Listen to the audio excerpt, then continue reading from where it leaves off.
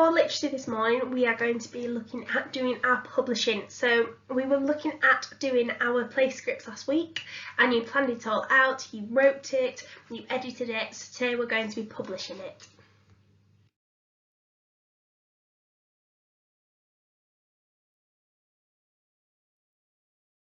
So to start with, before we start our publishing, we're going to be looking at our SPAG task first, which is going to be looking at apostrophes.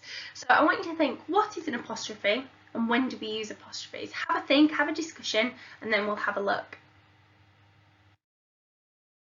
Now we can use apostrophes for different reasons, so here are just a few that we're going to be touching on today.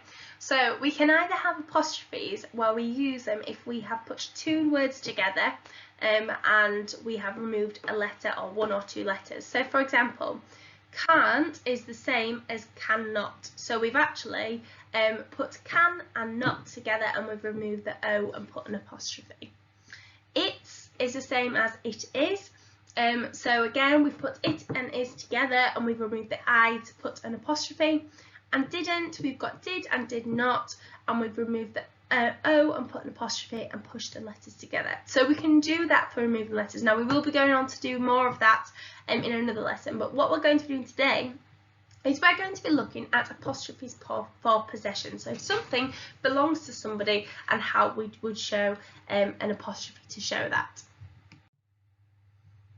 So looking at these examples, we can see that Nadia's radio, Rachel's car, Clara's train, Owen's dog, Kaylee's book, and Malik's rocket. So we can see that because it is something that belongs to them, it's her radio, her car, her train, his dog, his book and his rocket, we can see because it belongs to them, we always put if it's a name, we put the name and then we put apostrophe S to say it belongs to them.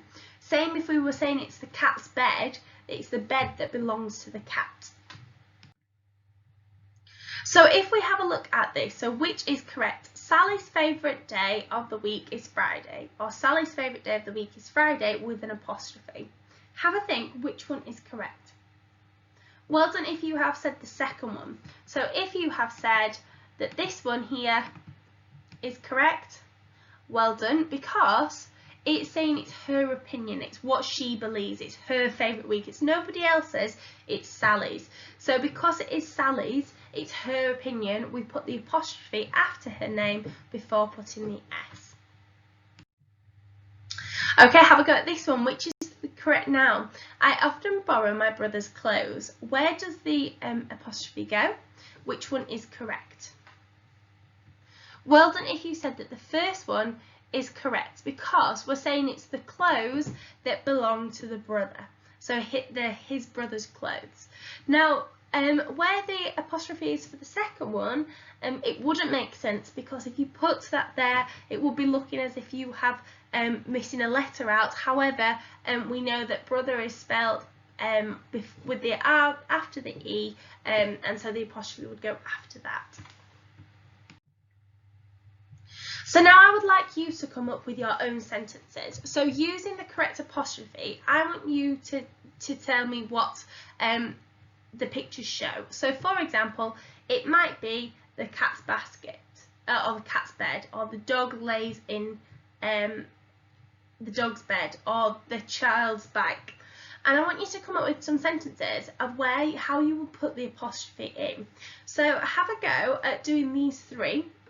Then we'll have a look to see if you've got them correct. So to write, for example, the cat's bed, the dog's bed and the child's bike. See if we get them correct, and then I'm going to ask you to then have a go at doing some of your own. Okay, so let's have a look to see whether you've got these right, and you could have added some extra detail in as well.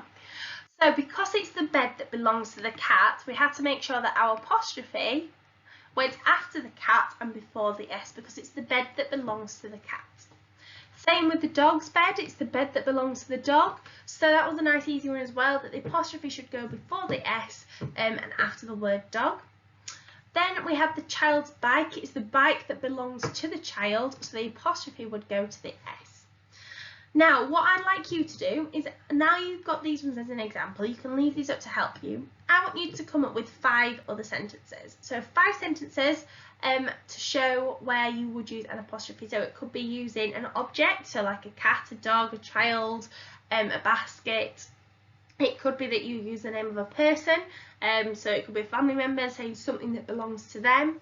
Now, what I'd like you to do is don't just do 5 sentences using 5 names. I want you to mix it up. So do a few names, do a few objects. So for example, I could have done my 3 sentences, one on the cat's bed, the dog's bed, the child's bike, and then I might have Tom's coat and Sarah's scarf. So they might be my 5 sentences. So I'd like you to write 5 sentences, and then we'll be moving on to our publishing. So what you have already done, you have gone through and you've added in all these extra little details, maybe in purple pen, just to really up-level all of your writing, so it's all absolutely fantastic. So when publishing, what do we need to remember? What do you need to do when you're publishing? Have a think, have a talk to your parents or your siblings. What do we need to remember when we're publishing? Okay, we need to remember that we need our best handwriting, so every single word needs to be in your best handwriting. We need to check our punctuation in capital letters. Make sure capital letters are used all the time for starting sentences, names or places, or names of people, and also don't forget your full stops or question marks or exclamation marks wherever you need to put them. Now remember, we need to also try our very best not to cross out. If you're doing it in pencil, you can rub it out. If you are doing it in pen and you do make a mistake, you can either stick a bit of paper over the top of it, or if you're really neat, you could just put a little line through it, but try your very best not to cross out. Okay, so yours should look something like this once you start to publish. So what I would suggest doing first is to draw your border around before you start your writing, to show where your border is going to be. Now, if you go onto another page, again draw your border before you continue writing. Then writing the name of your story at the top, so as I wrote Cinderella here. Then I've put my characters in a box. What I did first, I wrote the names of the characters and then I drew a box around it. Then I left a line and wrote scene 1 and underlined this so it was nice and clear where the scene was.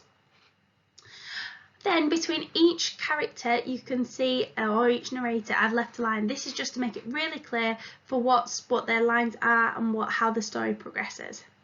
Now, one thing that I would say is make sure that when you go into the next line, it all follows it. So if you imagine you have you could even use a ruler or an imaginary line. So my red line would be my imaginary ruler, or my ruler I might actually put on. You can see that every time I start a new line, even if it's the same person speaking, that it goes down that same line. It doesn't go before it, it doesn't go after it. So you can see that it makes it really clear as to how the writing all progresses and how it starts. As soon as you go into the next line, as it follows the same ruler line down the middle, and it'll just make it really neat and really tidy up your work. Please also try and get the same line on the next page, but obviously as long as it all follows the same line down, it doesn't matter if it's slightly off from the first page. So once you have finished all of your writing, obviously you've drawn your border on, you can now decide how you want to decorate your border. So you could use either patterns like these ones here, you could use colours, you could use colours related to the story that you're talking about. So if it's Cinderella, it might be all blues or golds. You could do patterns on each page. So really making it the best piece of writing that you can. Beautiful colouring. You might want to draw some pictures on it as well. So you can do whatever you like to decorate it. And I'd love to see your published writing after, because I'm sure it's going to be absolutely fantastic. And I'm going to love every single piece of work. So once you've had a go at doing all your publishing, then you can have a go at doing your borders and really adding that detail to your borders. So your task then is you're going to be publishing your play scripts using the neatest writing you can, decorating the borders, maybe adding some pictures, and if you finish all of that, you can draw some pictures of the characters showing what they would wear in their performance, and you can annotate it and label it with what they would wear. I'd love to see these on Seesaw, so please do put the finished product on. If you don't finish them all in today's lesson, you can spend your afternoon doing it and adding the detail, because it doesn't cross over with other subjects as well. So if you'd like to carry on with those at in your own time, that's absolutely fine. And I look forward to seeing all your work.